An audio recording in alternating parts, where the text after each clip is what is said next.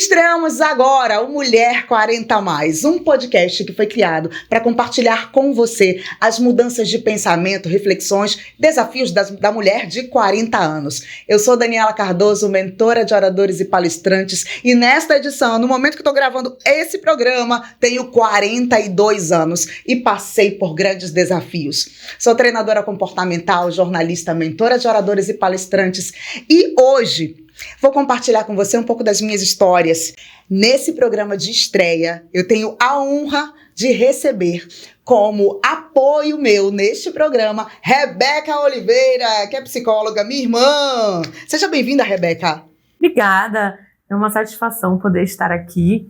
Eu me chamo Rebeca Oliveira, sou psicóloga, terapeuta integrativa, treinadora comportamental e terapeuta renascedora, para falar muito sobre respiração e saúde mental com vocês. E nós estaremos juntas em todos os programas. Nesta primeira temporada, tenho a honra de receber como nossa primeira convidada, Luana Borba! Obrigada! Gente, eu já quero uma consulta depois dessa apresentação, eu já quero uma consulta. Vamos marcar!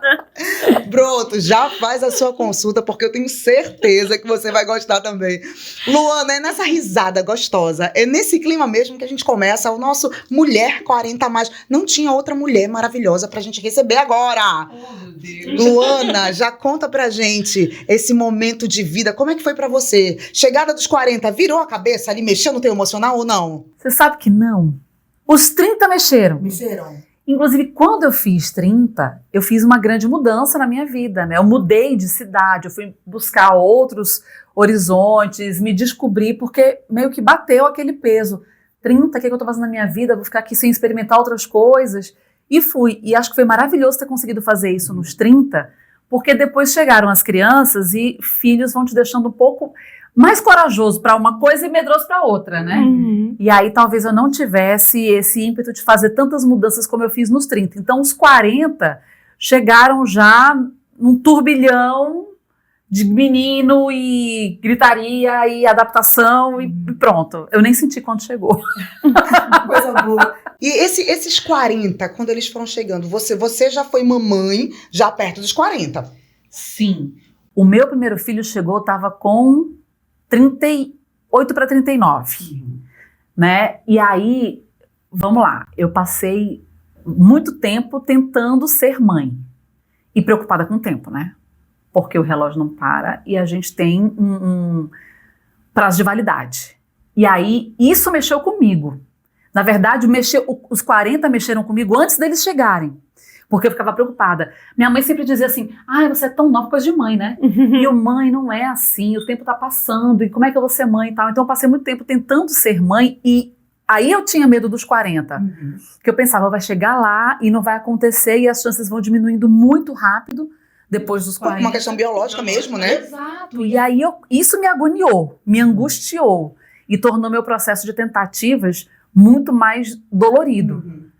Só que aí veio meu primeiro filho pela adoção, e aí por isso que eu te falo, eu nem vi quando os 40 chegaram, porque tava naquela loucura de adaptação da casa, da família, da rotina, de tudo. E quando eu vi, eu nem celebrei, na verdade, quando eu fiz 40. Passou meio que batido, foi só mais uma data ali, beleza. E aí, quando a Maria Cibele chegou, eu engravidei com 41. Aí eu já achava que era menopausa precoce. Eu falei, não, gente, eu descobri, eu engravidei 2 meses depois de fazer 41. E aí eu pensei, não, isso já é menopausa precoce. Mas muito precoce, gente, muito. Mas eu passei 8 anos tentando, mulher. 8 anos tentando e nada. Então, pra mim, nesse negócio não ia sair mais nada, né? Você achava que naturalmente você não ia conseguir engravidar? Não ia. Então aí veio um susto. E aí bateu o peso dos 40. Porque eu falei, gente, eu tô engravidando com 41. Então, eu passei a gestação com muitos medos, porque eu falei, se ela tiver algum problema, a culpa vai ser minha, porque eu já tô velha. Meu Deus. Se ela nascer com alguma dificuldade, a culpa é minha, porque eu não tenho mais saúde, não tenho mais qualidade dos óvulos, de nada. Então, eu me culpava muito por isso. Aí bateu o peso real dos 40, né? Mas, graças a Deus, ela veio com muita saúde. E aí, é tão louco isso que hoje, Dani, exatamente hoje, eu tava lá no meu jardim, fazendo arrumação com a minha mãe. E aí, eu tava conversando com ela sobre idade. Minha mãe tá com 80.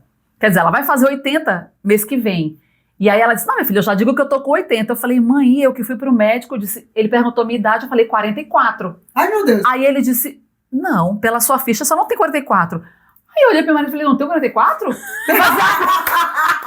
ia fazer a conta. Não, eu tenho 43, eu vou fazer 44. Mas enfim, não virou um peso mais pra mim, entende? Mas agora eu quero comemorar meus 44. Claro! É muito louco isso. E eu conheço Luana há anos. Nós trabalhamos juntas no Amazon Sat. Sim. Nossa, tem uns 20 anos isso. 20 anos. E você tá muito mais maravilhosa agora. Oh, meu Deus. Mas eu vou te falar. É um outro paradigma que existe. Porque eu também pensava muito isso. Até porque na nossa época de juventude, quando a gente via as pessoas com 40, já eram senhoras. Velhas. Ai, 40 já É verdade. Hoje, quando você vê a comparação dos artistas de Vale Tudo. Sim. O que era o 40 antes e o que é o 40 Meu hoje. Deus, é muito diferente. É muito diferente. Então, quando eu era nova, eu pensava, quando eu chegar nos 40, eu vou ser velha. Eu tinha essa sensação também. Né? Falava assim, ai, mas é velho. E aí eu penso, hoje eu tô com 38. Já é daqui a pouco. Eu falei, nossa, mas eu considerava as pessoas já velhas, parecia ser aquele final de vida. Imagina, eu me sinto agora com muito mais energia. Exatamente. Né? Porque eu acho que também a gente começa a ter mais tranquilidade para olhar para as coisas, que a gente não tem na juventude, a gente tem afobação. Então agora, por exemplo, eu tô malhando porque eu quero voltar pro meu peso. Não sei se eu vou voltar pro peso de antes de Maria Cibele. Mas ok. Mas eu quero voltar um pouco, que eu tava usando 40, eu tô no 44. Mas assim, eu tô usando 44, tô me cuidando, quero perder. Mas assim, eu não tô crisada de me esconder. Eu me permito botar meu ombrinho de fora. Maravilhosa. Eu não vou me esconder porque eu tô acima do peso. Então, acho que não é uma apologia ao sobrepeso, não. Acho que a gente tem que estar bem quando a gente tá bem com saúde legal. Mas assim, eu acho que a gente tem que se culpar menos de algumas coisas. E aí, sobre se culpar menos de algumas coisas, já vou abrir aqui uma pergunta pra Rebeca. Qual é a idade pra gente começar a preparar e fazer terapia pra se preparar pra esses 40, Rebeca? Não existe uma idade certa. A idade que você percebe que precisa. Então imagina, Luana é mãe. Se você percebe ali que o seu filho, né, que é uma criança, que já está necessitando, você vai levar. Eu acredito que hoje em dia nós estamos muito mais abertos, como você falou. A própria questão da maturidade, a própria questão do tempo, abriu muito mais a nossa mentalidade para entender, para perceber quando nós precisamos de ajuda, de suporte, né? Então, qualquer hora é hora, desde que você esteja precisando, desde que venha contribuir para você. Né? Já passou aquela época de, psicólogo, psiquiatra, não vou, é coisa de maluco, apesar de que hoje, em 2025, ainda tem gente que pensa assim, tá? Mas você sabe que ainda existe. Você viveu isso também? Eu vivi isso porque eu tive burnout. Quando você teve Eu tive crise de ansiedade. Eu tive burnout com 34. Nova. Acho que foi uns 34 que eu tive burnout. E eu já tinha tido uma crise de ansiedade um pouco antes dos 30. Olha. E foi assim, uma crise de ansiedade muito forte. E eu fui fazer terapia porque eu vivia chorando. Sim. E aí a minha terapeuta disse, Luana, você precisa de um psiquiatra. E pra ir pra terapia já era isso. Já era essa sensação, né? E eu vou pro psiquiatra. Que a minha cabeça, eu já fazia televisão, na minha cabeça, eu fui 3 vezes, eu marquei 3 vezes de ir, estacionar e não consegui entrar. Nossa, isso estava em Manaus ou estava Sim, aqui em Manaus. Porque eu pensava, as pessoas vão me ver. Você estava apresentando o jornal, né? Tava apresentando, tava no Amazon Sat. E aí eu pensava, eu vou entrar lá, as pessoas vão me ver e vão dizer, essa mulher da televisão é louca, como é que ela tá dando notícia se ela é louca? Olha, então eu não entrava. Eu passei 3 vezes por isso. Até uma vez que eu disse assim, eu preciso de ajuda. E aí foi quando eu realmente tive coragem de entrar. Mas eu acho muito legal porque hoje se fala de burnout, hoje se reconhece que existe burnout. E isso é muito bom porque faz com que as pessoas se encorajem a buscar, exatamente. Né? Meio que quebra esse paradigma. E aproveitando isso que você está falando, eu quero te fazer uma pergunta. Passado tudo isso, hoje, qual é a forma que você percebe, que você olha para a sua saúde mental? Tem alguma coisa específica que você faz? Algum tipo de terapia? Como que você está cuidando hoje da sua saúde mental? Olha, hoje.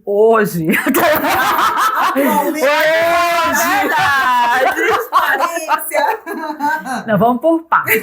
Vamos por partes. Sem julgamento. Sem julgamento. E vamos lá. Eu tive essa crise de ansiedade muito séria e foi uma coisa muito louca. Não sei se você soube disso. Na época do Amazon Site, a gente trabalhava junto. E aí tinha um fã que ele realmente entrou numa coisa assim de passar do limite, sabe, naquilo. E aí foram tantas situações que eu comecei a entrar em desespero. Eu não conseguia, por exemplo, estacionar o carro, parar o carro no sinal, não era nem estacionar. Porque se parasse algum carro do meu lado, eu já achava que era ele, que ele ia me atacar. Ele te perseguia. Sim, e tocava a campainha da minha casa, muitas coisas. Então, eu vivia com medo. Eu vivia com muito medo. E isso foi vencido, graças a Deus, se tornou um caso judicializado. E aí a gente venceu isso, graças a Deus. Uma coisa muito fora da caixinha, assim. Mas eu vivi essa depressão e essa crise de ansiedade. Eu entendi onde eu cheguei, sabe? E ali me deu um sinal de que eu não quero voltar para cá. Sim. Quando eu vivi o burnout, que já foi no meu trabalho, eu não percebi o que estava acontecendo. Porque a representação do burnout, ela é diferente. E aí, um dia, eu estava no camarim, pronta para entrar, e eu não consegui me mexer, e eu fui arriando no camarim, arriando, eu não conseguia respirar, e eu achando que ia morrer. Isso perto de entrar no ar. Sim. Aí, uma colega da redação que já tinha passado por isso, ela me socorreu. Ela tirou meu sapato para eu colocar meu pé no chão, ela ficou fazendo massagem na minha mão, me ajudando, e aí ligaram pro meu marido me resgatou quase arriada lá do chão. E aí eu precisei me afastar para tratar, tudo mais. Então eu vivi duas situações, e assim, eu não tinha, por exemplo, eu não tinha percebido como a representação do burnout ela é diferente, né? Um pouco antes eu tive uma crise que eu perdi a voz. Eu simplesmente não conseguia falar. É o corpo sentindo os efeitos do teu emocional. Porque eu analisava... Não estava fazendo terapia na época, não estava? Não. E eu analisava, falava, não é a mesma característica que eu tive na crise de ansiedade, é uma outra coisa. Então deve ser outra coisa, né? Exato. E aí eu fiquei muda, totalmente muda. Meu marido até tinha uma viagem pra fazer, ele cancelou a viagem porque ele falou, minha mãe não estava aqui, eu não estava com ninguém aqui. Como é que você vai ficar sem falar aqui? Tá de alguma coisa. Como é que você vai fazer?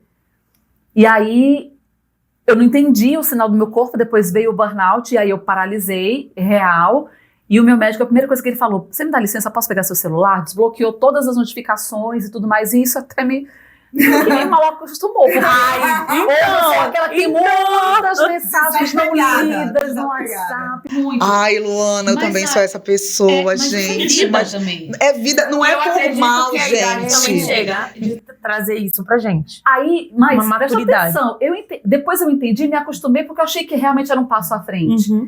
Mas aí veio a gravidez. E eu não sabia, menina, do tal do baby blues. Nossa senhora, que já é uma outra questão. Também. E se você teve burnout antes, tem um filho, passa por esse processo, é muito mais forte, não é?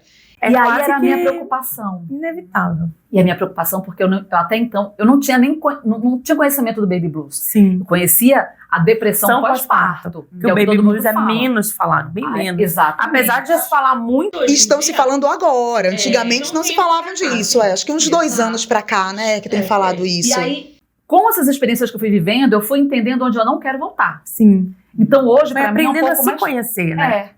Então hoje, eu faço, assim, não vou dizer que eu tô fazendo agora recentemente terapia, eu tô tentando até marcar. Com a minha médica. E a minha médica, inclusive, ela não tá mais se atendendo onde ela atendia, eu tô procurando. Mas eu tô à procura mesmo. Mas porque... qual é a especialidade? Qual é o profissional que você quer agendar? Não, eu quero psicólogo. Ah, sim, que é importante. É importante. Sim, porque... Olha, aqui no nosso espaço, nós temos psicólogos, inclusive, na nossa equipe de treinadores, nós temos psicólogos também, treinadores comportamentais. Posso contar? Então, assim, porque eu consigo entender onde eu não quero voltar. Sim, e quando eu percebo que eu tô chegando lá, eu digo, não, para. Isso é uma maturidade, uma consciência dos 40, que é, peraí, eu já sei onde eu estive, eu sei de onde eu saí, eu estou voltando e eu não quero mais alcançar esse ponto. Opa, é como se você tivesse um relógio que fala, alerta agora. E assim, só que tem uma vantagem a mais nos 40, Dani, que eu vejo. Porque assim, cada etapa que eu fui passando, eu fui reconhecendo, dizendo, opa, já tenho esse conhecimento aqui, não quero chegar lá. Sim. Já tenho esse conhecimento aqui, não quero chegar lá. Vai criando repertório, né? Vai criando o tal do repertório. Só que eu acho que os 40, eles te dão maturidade para tomar decisões. Você é muito mais decidido e tem uma atitude para resolver. Porque até então, a gente tem tantos focos e tantos objetivos que a gente muitas vezes se perde nessas escolhas.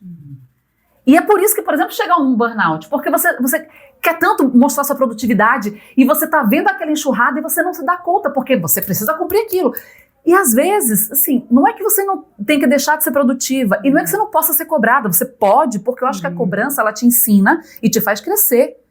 Eu digo muito, desde sempre, que eu não sou Gabriela, eu nasci assim, eu vivi assim, vou morrer assim. Maravilhoso, eu porque eu detesto quem diz assim, eu nasci assim, eu cresci assim, eu vou ser sempre assim, eu não vou me melhorar, não vou aprender. Isso é burrice. É burrice isso. Porque tem gente assim, eu sou autêntica, eu sou assim, se quiser me engula assim.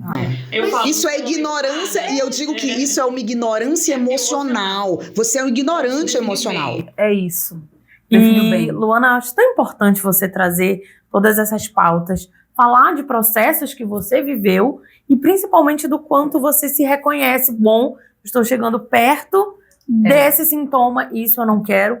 Por quê? Porque você é alguém muito conhecida, muito querida na nossa cidade, né, que está ali, não só na nossa cidade, né, mas que está ali nas nossas telas diariamente e que quer dizer que não é porque você está ali que você só produz, que você é Mulher Maravilha, mas que você também tem seus processos. E é importante você falar de quantas vezes você buscou essa ajuda, porque as pessoas de casa observam e falam, cara, você se torna uma referência, sabe? Você olha e realmente inspira outras mulheres e outros homens a procurar isso também, ainda mais falando assim, né, com leveza. Acho que é legal a gente falar sobre isso, porque assim, eu não sou diferente de ninguém. Sim. Então não é que eu sou especial. Se eu digo muito isso para os meus filhos, porque se eu conseguir, qualquer pessoa consegue. O que eu tenho diferente dos outros? Nada. Talvez a percepção por causa do tal do repertório que eu já tenho. Como eu já vivi, eu já sei o caminho que eu não quero trilhar. Mas essa talvez seja a única diferença. Mas cada um tem o seu repertório também. Então, se você decidir, você consegue buscar. E aí, Luana, tem uma questão muito importante também nessa história que você está contando. Você falou, estava prestes a entrar no ar, jornalista, apresentadora, comunicadora, que se expressa muito bem e, de repente, não importou todo aquele conhecimento que você tinha. O teu emocional estava tão abalado e fragilizado que você não conseguiu se apresentar. E aí não importam as técnicas de oratória, não importa todo o teu currículo se você emocionalmente não está bem para falar. Por isso que eu sempre digo, no nosso método Oratória de Impacto, a gente trabalha reprogramação mental, treino do corpo, treino da mente. Se você não estiver emocionalmente pronto para falar, não importam as técnicas, você não vai conseguir. Então é preciso olhar para o emocional. Você só destrava de fato a comunicação, a oratória e se sente seguro para falar se você cuida do seu emocional. Senão não está separado. Quando eu senti aquilo, eu já tinha tido crise de ansiedade lá atrás, mas o burnout me deu uma crise que eu achei que eu ia morrer. Aí depois meu médico falou assim, calma, ninguém morre disso. Mas vai me dizer naquela hora. Vai explicar. Hoje eu não passo mais pela crise porque eu me lembro dele falando, não vai morrer. Mas os sinais que o corpo te dá naquela hora são de que você não vai respirar, não vai... É por isso que muitas pessoas dão entradas nos hospitais parecendo que estão tendo um infarto. E é uma crise de pânico. E às vezes é muito difícil também para quem dá entrada no hospital dizer, o médico fala, olha, você não tem nada físico. E a pessoa muitas vezes fica com raiva do médico. Não tem nada físico, é emocional e a pessoa não acredita nisso. Isso acontece porque o nosso corpo responde, ele tem memória. Então fica registrado no nosso corpo. Mas você sabe que eu acho que aí tem uma questão social muito legal da gente tocar também, porque a gente está numa era de internet que diz tudo. Antes era só o Dr. Google, agora, meu filho, o que tem de especialistas e os especialistas que estão em todo lugar dizendo que dominam o assunto. Então, muitas vezes você fica na dúvida, será que isso é coisa da minha cabeça? Ou será que é real? Será que eu estou sentindo ou será que eu estou imaginando? Então, essas confusões hoje eu acho que rondam muito a cabeça das pessoas. Será que isso é verdade? Será que não é? Então, a primeira coisa, gente, já que a gente está falando aqui com comunicadores, duas comunicadoras e uma psicóloga. Aqui você acredita, né? Presta atenção, aqui essa busque pessoas que realmente tenham condições de te ajudar. Porque o que tem de falso especialista por aí é incrível. Busque um Exatamente. médico com indicação, porque também hoje em dia, né, até o médico você vai ver, não é médico? Não é médico, né? Então, Aconteceu um caso desse recente aqui, né? Exato. Então, procura alguém com indicação. Eu, quando fui com esse médico, por exemplo, foi indicação dessa minha amiga que já tinha tido isso. Então, é importante que você busque alguém que já tenha uma referência para você realmente conseguir olhar para si, porque naquela hora você não sabe o que é real, o que não é real. Então, tem que ter alguém que você realmente possa confiar para te ajudar a entender Isso. cada Os coisa. emaranhados que você Exato. tá vivendo, né? E aí eu quero aproveitar esse teu comentário para a gente fazer também um parêntese sobre essas buscas incessantes que nós temos em aplicativos de inteligência artificial e tantas outras coisas. Esses aplicativos são importantes, eles vieram para ficar, mas eles não substituem um profissional. Eles não substituem, a gente precisa compreender sobre isso e usar os aplicativos com usar os aplicativos com responsabilidade, com discernimento. Pegando o que você falou, Luana, esses dias eu estava vendo, né, no Instagram, e tinha lá uma pessoa ensinando como você configurar o ChatGPT para ele ser o seu psicólogo. Meu Deus! Ninguém me contou, eu vi. Eu não tinha visto. E aí aparecia a imagem da moça, era uma imagem dela chorando, emocionada. Ela tinha acabado de sair de uma sessão de terapia com o ChatGPT. Meu Deus do céu. E aí Gente, olha onde que se encontra o veneno ou o remédio, né? Na dose, né? Exatamente. Tá gostando desse vídeo? Eu interrompi e apareci aqui rapidinho para te fazer um convite. Eu acabei de lançar o curso Expressão Sem Medo para você que quer reprogramar a sua mente, se sentir muito mais confiante e seguro para expressar as suas ideias. E depois que você consegue se sentir seguro e confiante, aí sim você aplica as técnicas de oratória e consegue gravar até um vídeo como esse aqui. Clica no link da descrição e você pode conferir todas as informações sobre o nosso curso Expressão Sem Medo. E Luana, nesse processo todo, já falamos um pouco sobre essa mudança, esse bate-papo tá muito bom, não tá não? Tá maravilhoso o pessoal que tá aqui, meu Deus do céu! Olha, Luana, um dos meus filtros aqui é o Matheus, que tá ali do outro lado, vocês não estão vendo o Matheus. Porque quando o Matheus tá ali atento, ele dá, ó, tá legal. Aí tem a Débora, tem a Natália aqui, mas quando ele tá aqui, o Matheus bem assim, pô, tô gostando. Aí eu digo, ixi, não, isso é muito bom. Luana, você fez também toda uma mudança de vida depois dos 40. Jornalista, apresentadora, respeitada, conceituada. Jornalista apresentou até o Fantástico. Jornal Nacional. O Jornal Nacional, perdão. Pra mim, caberia o Fantástico. Mas eu acredito. Não, mas eu acredito que Luana seria maravilhosa, inclusive. Respeito às apresentadoras do Fantástico, mas eu sou mais Team Luana, tá? Por favor. Então, Luana apresentou até o Jornal Nacional e depois de tudo isso, uma carreira consolidada, respeitada, você se daria bem em absolutamente qualquer lugar, porque eu trabalhei com você e você é maravilhosa. Aí você mudou e criou seu podcast maravilhoso. Como foi esse processo de mudança de vida depois dos 40? Então, Dani, eu comecei... Ainda esse processo, na verdade... Quando eu tive o meu primeiro filho, eu falei, gente, eu preciso usar a comunicação que eu tenho, que eu domino, para tornar isso público. Porque quando a gente faz o curso de preparação para habilitação na adoção, eles dizem assim, fale para o máximo de pessoas que você puder. Mas não é só para dizer sobre a sua vontade, é para você ouvir o que as pessoas vão dizer a respeito. Porque ainda existe preconceito e ainda existe a falta de conhecimento. Porque tem muitas vezes uma fala que ela vem pesada e não é necessariamente por preconceito, é por falta de conhecimento, por falta de tato. Então, o que eu pensei? Eu preciso ser um pouco dessa porta-voz também do assunto. Eu preciso usar esse caminho que eu tô para tornar o assunto mais comum nas rodas de conversa. Então, isso foi muito interessante porque, assim, a minha vida pessoal acabou começando a ser muito consumida a partir daí. Porque eu falei no jornal, porque eu tive licença maternidade, porque é um direito da mãe também quando passa pelo processo de adoção. Então eu falei no jornal e a partir daí eu comecei a dar mais visibilidade a tudo isso. E eu escrevi um livro, que foi o De Repente 5, que era para justamente ser um norte para as pessoas que quisessem entender como é o processo. Eu não falo da história dos meus filhos, eu não entro em detalhes, eu falo da minha trajetória, dos meus anos de tentativa, até eu chegar na decisão de adotar. Meu marido também fala sobre isso no livro, para a gente dar esse passo a passo. Onde você vai, que documento, como é que você passa pelos processos de entrevista e tal. Para a gente começar a desmistificar o processo adoção. E foi muito legal, porque teve uma resposta muito boa das pessoas. Gente que me procurava, Dani, olha a responsabilidade. Luana, me ajuda a contar que eu sou adotada? Meu Deus! Eu falei, gente, mas Já não chega, me arrepiou. não cabe a mim. Mas isso é pra gente notar como existe preconceito. Então hoje eu falo muito sobre isso. E o meu filho, ele sabe disso. Porque sabe que ele é adotivo. Sabe. O que acontece é que, sim, ele hoje vai fazer 7 anos, então eu vou entregando pra ele o que ele consegue absorver. A maturidade emocional Exato. dele, né? Mas, por exemplo, algumas coisas que aconteceram.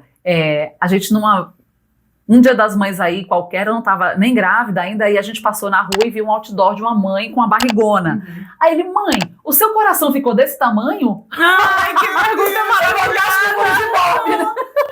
Gente, que pergunta maravilhosa! Aí a gente encontrou com uma amiga minha que tava grávida. Aí depois ele, mãe, foi da barriga dela que eu nasci, como se ela fosse a parideira do mundo. Eu disse, não, filho, foi de uma outra barriga. Então ele entende, porque a gente sempre foi muito claro lá em casa. Todo mundo nasce de 2 formas. Nasce da barriga e nasce do coração. Porque se assim não fosse, não teria criança jogada no lixo, numa caixa de sapato. Porque nasceu da barriga, não nasceu do coração. O que acontece é que muitas vezes a gente nasce da barriga e do coração da mesma mulher. Sim. Outras vezes não. Os pais, eles não podem gerar na barriga, mas geram no coração. Então, e são menos pais por isso? Não. Não, pai é pai, acabou. E por que com mãe E é muitas diferente? vezes tem pais que eles não são os pais biológicos e nasce do coração desse pai muito mais amor e responsabilidade. Exato. Então, é isso que eu explico pro meu filho. Ele nasceu de outra barriga, mas ele nasceu do meu coração. Então, e ele entende isso que, por exemplo, eu tenho pavor de agulha, né? Cirurgia, então, pelo amor de... Quando eu engravidei, a minha dúvida era, como é que essa menina vai sair, gente? Não tem uma mágica assim, de repente, pá. E aí eu fiquei me preparando psicologicamente. Falei, gente, não tem como, porque eu não vou aguentar a dor do parto natural, não vou. Aí Eu vai tenho ter pânico. Eu tenho pânico. Entendeu? Pânico. Não, se eu tiver um Pode filho, imaginar. não quero parto natural. Eu passei por isso. E aí. Deixa o parto natural. Não. Ai, não, meu Deus do céu. Não, mas eu respeito todas as mamães que têm parto natural. Eu é que se tiver um filho, não quero. Inclusive, vocês são incríveis. E acho que não também tiveram parto normal incríveis, né? Porque parece que a gente tá sempre precisando deixar isso claro, né? Quem pariu de parto normal é incrível, quem não é. Porque nós fomos cortadas em 7 camadas e estávamos lá de pé no dia seguinte. Exatamente. Maravilhosa. Então, assim, é super sensacional das duas formas. Tem que ser igual das duas Isso. formas. Exato. Eu ouvi certa vez, desculpa te interromper, fazendo um parêntese, eu fui para um evento onde tinha um enfermeiro obstétrico e ele estava falando sobre partos naturais. E eu tenho os meus motivos pelos quais ter medo de ter um parto natural. Eu tenho a minha história. E aí eu vi ele dizer, olha, ele está tendo um bebê sem dor. A mulher cis vai indo em dor, mas Sem tudo dor, bem. né? Aí eu fui conversar com ele e disse, olha, eu não quero, né, e tal. Aí ele, então você quer que alguém tenha o filho por você? Alguém tenha um filho por você e te entregue na tua mão? Eu disse, é isso que eu quero mesmo. Porque ele foi tão preconceituoso comigo e me julgou tanto naquele momento. E eu não tava julgando quem tinha um parto natural, porque eu acho que é lindo, eu só não tenho coragem. E aí o respeito tem que ser de todos os lados e a gente precisa respeitar isso. Da mesma, ia falar de respeito é importante, porque aí quando a mãe tá no parto natural e grita, não fez? Aí ela também é julgada. Gente, acho que a gente tem que parar esse lance de julgamento. Respeitar e entender o momento do outro, porque cada um vive o seu momento e assim, cada um sabe o calo onde aperta. Exatamente. Eu passei pela minha cesárea, graças a Deus eu fui muito abençoada por Deus, porque eu não senti absolutamente nada. Eu cheguei ao devaneio, de hora que eu voltei pro quarto, eu falei pro meu marido, se eu soubesse que assim, eu queria ter bem uns 10. Ai, meu Devaneio, passou. Era anestesia, entendeu? Mas e aí? Aí quando... O que eu queria falar do Vinícius é que aí, hoje ele comenta, mãe, eu que fiz certo, né? Porque eu cheguei e ninguém nem te cortou. Ai, meu Deus! Entende do jeitinho Maravilhoso, apenas ele entende isso. do jeitinho dele, que ele não veio da minha barriga e tá tudo bem. Tá tudo certo. Porque ele é muito meu. Olha, a Maria Cibele, ela é carne da minha carne, porque ela foi feita dentro de mim. Mas o Vinícius... Olha, eu vou chorar. Porque ele é muito meu, mulher. Ele só não nasceu da minha barriga, mas ele foi preparado, ele foi escrito, criado para ser meu, ele é muito meu. E eu tenho muita certeza disso, e eu sei que ele tem muita certeza disso, porque se a gente trabalha no processo de adoção para dar pertencimento a essa criança, eu não tenho dúvida de que ele tem senso de pertencimento. Eu não tenho dúvida de que ele sabe que é meu. Mas assim, eu não vou mentir para ele nunca. E eu digo para ele, filho, a mãe não mente para você. A mãe não mente. E Luana, esse amor todo que você tem, eu quero dizer que a gente se solidariza com você e a gente entende esse amor porque nós temos uma irmã que é adotiva, que chegou na nossa casa com 2 dias de vida. E ela é nossa. Ela é nossa, ela é a minha cara. E ela andando comigo, as pessoas dizem assim, parece tua filha. E ela fala muito, eu tenho muito de você. E ela tem o pertencimento de que ela é nossa. Sim. Se tu olhares uma foto, eu, Rodrigo, Maria e Vinícius, porque a Maria, eu gerei só, né? Ela é o pai da cabeça aos pés. Ela é toda o Rodrigo. Tem nada meu. Acho que tem um pouco de comportamento meu. Aí as pessoas olham e dizem assim, nossa, ela é a cara do pai e ele é a tua cara. Claro, é meu. Ótimo. Simples assim. Então, a gente vai voltando, vai rodando e vai fugindo do nosso assunto. Deixa eu voltar lá atrás. O nosso assunto é esse, tá tudo certo. Não, mulher, mas deixa eu te falar, porque aí eu fiz. No nascimento do Vinícius, pra mim, o nascimento dele, ele nasceu pra mim com 2 anos, eu fiz o livro. Aí eu pensei, quando a Maria nascer? Só que vai escrever um livro com a menina chorando, aquela loucura, e baby blues e tudo mais. Não consegui, eu comecei. Tem lá algumas páginas. Não consegui não, tudo já certo. consegui sim começar. Eu comecei. Mas aí eu falei, eu preciso falar sobre isso, porque eu tenho que externar, é uma outra forma de você chegar à maternidade. E foi aí que eu criei o podcast. De repente. O De Repente Mãe, que é de repente porque veio junto do guarda-chuva do De Repente 5, e de repente eu me vi de outra forma mãe, porque eu não esperava, eu não planejei. Simplesmente aconteceu, não foi... A gente não evitou, mas quem passa 8 anos tentando e não engravida, você ainda vai evitar? Eu já com 40? Eu falei, gente, se com 30 não dava, 40 não vai. O teu filho Vinícius, ele chegou pra você conviver na tua casa. Você tinha quantos anos? Ele chegou com 2 a 5 anos, 38. Você tinha 38 anos. Você gestou com 41 anos. Hoje, olhando pra trás, com a maturidade que você tem, com o olhar e todo aquele repertório que você vem falando até aqui, foi o tempo perfeito para que isso acontecesse? Você compreende isso? Pega os lencinhos, produção. Débora, Vamos lá. Eu e o Rodrigo decidimos ser pais antes de casar. A gente sempre foi muito aventureiro de fazer muitas viagens, e a gente estava cruzando os Estados Unidos no carro. E as nossas viagens são assim, a gente sabe onde vai chegar e sabe de onde vai voltar. O que a gente vai fazer nesse intervalo? Caminho. A gente vai de carro, vamos parar nessa cidade, essa cidade é feia, vamos para outra, essa cidade é legal, vamos dormir aqui. E assim a gente vai. Aí a gente voltando, andando num trecho desse de carro nos Estados Unidos, aí a gente conversou, será que se a gente tiver um filho, obrigada, esse filho vai encarar esse desafio que a gente vive de viagem e tal? Aí a gente pensou, vai, né? Porque, enfim, vai herdar isso da Vai gente. ser ensinado, né? E foi aí que a gente começou a tentativa. E desde esse dia que a gente falava que nós teríamos a nossa Maria. Desde esse dia. E aí fizemos um cronograma. Que é... Organizados que são. Nem tanto, que a gente furou. Eram 2 anos de tentativa. 1 ano de tentativa, não foi? 1 ano de tentativa natural, bota a perna pra cima, passa hormônio não sei do que, toma não sei o que lá e tal. Se não desse certo, a gente iria para uma fertilização in vitro, e se não desse certo, a gente iria para adoção. Nós passamos muito mais tempo tentando naturalmente e sem vir, e sofrendo a dor da mãe tentante, que é muito cruel e solitária. A gente foi para os exames da fertilização in vitro, mas eu achei aquilo tudo muito invasivo, de todas as formas, e sem certeza nenhuma de que ia dar certo. E aí a gente falou, vamos para adoção?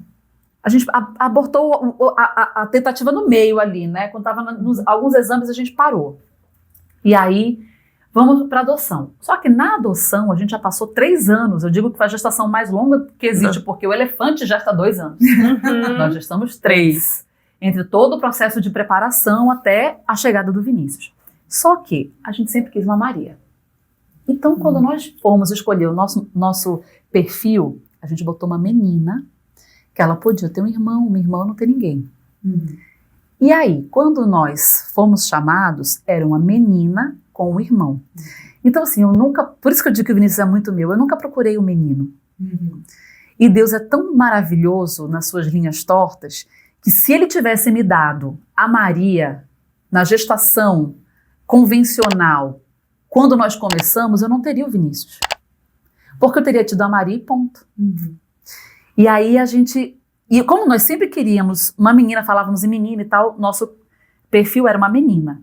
E aí quando nós fomos chamados, foi para uma menina com um irmão. Por isso o livro é de repente 5. Rodrigo, Luana, Biju, que foi nossa primeira filha, porque também tinha disso, né? Adota um cachorro que fica mais fácil, flui. Naquele lá, Anisa Tentativa. Adotei. Biju fez 9 anos esse ano. Então éramos nós 2, Biju e os 2 filhos. Só que passados 2 anos desse processo de adoção, nossa filha mais velha não estava preparada para ser adotada. E aí, como o Vinícius estava totalmente vinculado, a justiça, então, concluiu o processo do Vinícius com a gente e da minha filha mais velha sem a gente. Então, quer dizer, no fim das contas, se eu não tivesse tido encontro com a minha filha mais velha, eu não teria o amor da minha vida. E quando eu engravidei, desde a primeira data de previsão de parto da Maria Cibele, era o aniversário da minha filha mais velha. Nossa! E aí foi mais um motivo para eu não tentar parto natural. Porque eu falei, não, cada uma vai ter que ter seu dia. Então eu conversei com a minha médica, ela disse, a gente pode antecipar 7 dias. E aí a gente antecipou 7 dias e a Maria nasceu dentro do que a gente tinha planejado 7 dias antes. E aí tudo aconteceu, a gente não ficou com a nossa filha mais velha porque ela não estava preparada para isso, ela teve que seguir o destino, enfim, que a gente se questiona muitas vezes se essa é uma idade em que é possível tomar essa decisão, mas enfim, a justiça entende que sim, ok. E aí hoje nós temos a nossa Maria e temos o Vini. E Luana, toda essa história, eu acho tão inspirador o teu podcast. Eu vi que você gravou com várias mulheres, é tão inspirador isso. Hoje, eu ainda não tenho filhos, eu também não sei se terei, isso é um assunto para um outro podcast por conta do nosso tempo. E cada vez que eu te escuto, eu me inspiro com essa tua história. E eu desejo que você escreva muitos e muitos e muitos de repente, para inspirar mais e mais mulheres. Mas você sabe que é muito louco isso, Famílias Dani. também, não só mulheres, homens também. Isso é muito louco, porque assim, é uma experiência que ela é universal. Parece que todas as mulheres foram feitas para parir. Nem todas foram. Algumas não podem, algumas não querem, e tá tudo bem. Mas assim, ainda que a gente vá pensar nesse formato, mulher, tem que parir, porque assim, a gente namora, pergunta quando casa, a gente casa, pergunta quando vai ter filho. Então, existe um cronograma que criaram pra gente, né? Mas ainda que você pense nesse cronograma, e você percebe que é uma experiência que ela é universal, ela é muito individualizada. Porque, por exemplo, hoje a gente diz assim, então seu processo de adoção não deu certo? Deu certo. Deu certo. Então, mas não é garantia. Não é garantia nada. Nada é garantia de vida. Nada. Nós não temos garantia pra nada, nós na vamos verdade. estar vivos no Amanhã. dia que esse programa for ao ar, gente. Que a gente Mas tá gravando vamos agora. estar. Mas vamos estar. Porque é só um comentário. Mas é isso. Então a gente tem muitas histórias que precisam ser faladas, porque eu fiz uma ação, Dani. Aí eu comecei o podcast. Depois ele se transformou num programa de televisão. Quando foi pra gente colocar na televisão, a gente fez uma ação no shopping, que era o presente da minha vida, que aconteceu justamente na época de Natal. Então, qual é o presente da vida de uma mãe? O filho. E aí eu coloquei uma cabine no meio do shopping, e eu chamava as mães e levava lá para dentro da cabine. Vamos conversar só nós aqui. E foi tão legal eu ouvir de muitas mulheres um relato assim tão forte de dizer assim, nossa, eu não sabia que eu tinha feito tanta coisa importante. Nossa, eu tô me sentindo agora tão forte porque, ouvindo tudo que eu passei. Exato. Porque parece que naquele roteiro que alguém criou, mãe é feita para ter filho, para cuidar, e se a mãe não dorme à noite, não queria ter filho? Se a mãe tem alguma dificuldade, mas você não queria, como se a gente tivesse que simplesmente engolir tudo e esquecer que somos seres humanos e mulheres antes de sermos mães. E se acerta, não fez mais que obrigação. Exato. Se erra, meu Deus. Então isso faz com que muitas mulheres se enclausurem nas suas histórias. Elas não compartilham, elas sofrem caladas, elas vivem coisas incríveis e elas não contam, porque no fim das contas é só obrigação. E aí outra que está precisando ouvir aquilo, ela nunca vai ouvir porque aquela não contou. Uhum. E às vezes as duas passaram pelos mesmos problemas, mas não compartilharam umas com as outras. Exato. Então a gente... Naquele dia do shopping eu fiquei pensando, a gente passa a gente vê as pessoas passando, andando, caminhando com suas famílias e não tem ideia do quanto essas pessoas são vitoriosas. Quanto elas têm dores semelhantes, que carregam, né? Inspirações. E como a gente precisa dar voz a essas mulheres, mostrar que elas são poderosas, que elas são vencedoras. Porque muitas delas acham que elas estão ali só cumprindo uma obrigação. Sim. Não com peso de obrigação, me entenda. Mas assim, tudo que elas fizerem, né, porque eu tenho que fazer isso papéis mesmo. apenas, né? É minha obrigação. E Luana, sabe o que acontece aqui? Aqui no escritório, eu atendo mais homens, sabia? Eu atendo mais homens que vêm para o processo de desenvolvimento na mentoria em oratória. Os homens vêm para o individual com muito mais facilidade. As mulheres têm mais dificuldade de honrar o processo porque elas estão sempre preocupadas com os outros. Marido, filhos, trabalho, a casa. E elas são as últimas alternativas dessa lista de obrigações. E foi pensando nisso que eu criei um grupo de mentoria chamado DNA da Oradora. Então é um grupo de mentoria com 6 mulheres, para essas mulheres, para a gente conseguir acompanhá-las com mais leveza, com mais facilidade, dentro de uma agenda, um grupo pequeno, para que a gente consiga auxiliar. Porque a mulher também precisa soltar a sua voz. Sim, e é muito tolhida pela sociedade. Muito. Então a gente precisa, e eu fico muito feliz quando a gente consegue dar voz a essas mulheres, que às vezes, agora a gente está na televisão, e tem muitas que não querem ir porque não tem coragem. Mas a gente já encontrou uma forma de contar isso, que é o Histórias de Mãe. Então às vezes elas me contam as histórias para que eu narre na televisão. Mas não é raro eu ser abordada na rua, no shopping, onde quer que eu esteja, por pessoas que querem contar suas histórias. Porque agora elas começam a perceber que elas têm histórias enriquecedoras. Mas muitas ainda não têm coragem de falar sobre elas. Mas já é um passo. Elas já estão compartilhando, né, com alguém. E a gente precisa trazer isso. Porque, olha, se você observar, quando você vai olhar políticas públicas, quando você vai olhar cotas de merchan, as empresas que querem estar no top of heart ou top of mind, elas dizem, a gente pensa em todos os públicos. Nossa, a gente pensa no negro, a gente pensa na mulher. Mas o que é que tem para a mulher? Então, eu penso que está na hora da gente começar a tratar a mulher não como minoria, porque nós não somos minoria. Mas a gente merece um olhar focado na mulher. Sim. Mas não o avental todo sujo de ovo. Meu Deus do céu, ela foi nessa... Porque as pessoas pensam nisso. É verdade. Então hoje eu me permito outras coisas e ainda não me permito tudo, tá? Porque eu ainda tenho os meus próprios tabus. Eu tenho muitos deles. A gente tem que fazer uma outra edição, então, depois. Mas eu tento hoje vencer muitas dessas coisas, porque eu preciso aproveitar a visibilidade que eu tenho para mostrar para as mulheres que elas podem.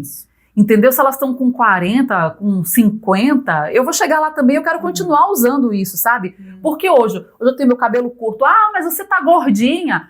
E daí? Eu só posso usar cabelo comprido porque eu tô gordinha? Ah, mas seu nariz é torto. Mas ele é torto desde que eu nasci, entendeu? E eu estou bem com ele. Isso. E, porque o seio é grande. E cada vez ele vai ficar mais olhando pra baixo, porque a gravidade tá acontecendo. E a gente usa sutiã, mas eu vou deixar de usar uma blusa de alça? Eu me permito. Eu me permito ser uma mulher de verdade. E porque as pessoas vão julgar. Se você estiver toda recalchutada, vão dizer, vixe, isso aí gasta todo o dinheiro só pra se cuidar, não cuida dos meninos. Então todos vão julgar. E é por isso que é tão importante cada vez nós reforçarmos a nossa identidade, né? Saber quem você é de verdade. Investir no seu processo, em se conhecer, para que justamente quando o outro venha, Mas você sabe que hoje... Gente, Aqui que acabar, é? gente do céu, eles já me falaram 3 vezes que tinha que acabar o programa e eu tô deixando passar, né? Não, Mas antes de acabar... Matheus, pera, Matheus, deixa eu falar, Matheus. Matheus é o nosso diretor, Matheus é o nosso editor, ele que tá aqui com a gente, ele que faz os vídeos do nosso canal. Mas Luana, compartilha com a gente, fala do teu canal, fala do De Repente Mãe, divulga para as pessoas que vão assistir, para elas assistirem cada vez mais essa tua história inspiradora. Que ainda tem gente que diz assim pra mim, quando me encontra, você tá só com De Repente Mãe? Só? Não! Eu tô com uma missão incrível nas mãos, que é botar essas mulheres para contarem suas histórias. É mostrar para essas mulheres que elas não estão nessa vida a passeio, só para cuidar de menino e trocar fralda. Estão também, porque isso é maravilhoso, a gente cria vínculo com os nossos filhos. Mas a gente está aqui para ser mulher no completo. Então a gente está com um canal no YouTube, que você pode rever, já são mais de 30 episódios, com muitas histórias incríveis, porque a gente não conversa só com a mãe do Instagram, elitizada, a gente conversa com a mãe da vida real, sem julgamento, sem bloquear nada, sabe? O que você quer falar, você fala, a gente precisa trazer a vida real. Somos julgadas por isso? Somos, mas você pode assistir no YouTube. Então tem pod.derepentemãe, a gente tá no YouTube, tá nas redes sociais e tá aos domingos de manhã na TV Norte e SBT às 9h15. Então a gente vai ao ar na televisão no domingo, terminou a gente vai pro YouTube e tá sempre nas redes sociais para poder a gente ir movimentando isso, né? Então para quem quiser, por favor, vem e conte sua história. Ah, tem vergonha? Manda pra mim que a gente tem quadro pra isso agora também. Oh, coisa boa, que maravilha, Luana, muito obrigada. A Luana foi maravilhosa, passou assim o tempo, não foi? Passou muito rápido. Gente, Acho que tem que fazer mais, tem. pra deixar agendado. Rebeca, estreamos em grande estilo, não foi? Que bom. Ai, obrigada, que Deus te abençoe muito. Seja sempre bem-vinda ao nosso espaço. Mas olha, não perca tempo na sua decisão. Porque assim, eu tenho 40, 41, 42, não congelei óvulo. Se passar o tempo biológico, ser mãe é uma decisão. A gente consegue de outras formas. Então, se não der para sair da sua barriga, minha amiga, sai do seu coração. Ai, que coisa linda. Porque vai ter que nascer do seu coração, a barriga é só um detalhe. Então, eu passei 9 meses e eu pari o meu marido, que a Maria Cibele é a cara dele. É verdade. É isso, é a gente se respeitar e se permitir. Ai, muito obrigada. Ai, eu amei. Obrigada, eu quero uma consulta. Já, vamos ali conhecer o espaço, já agendar. Obrigada, Rebeca. Obrigada também, foi maravilhoso. Muito obrigada a você que esteve conosco nesta primeira edição do Mulher 40+, uma estreia em grande estilo. Hoje conversamos com a Mulher 40+, inspiradora, visionária e de repente mãe, Luana Borba. Te espero na próxima edição, a gente te espera. Valeu! Valeu, maravilhoso!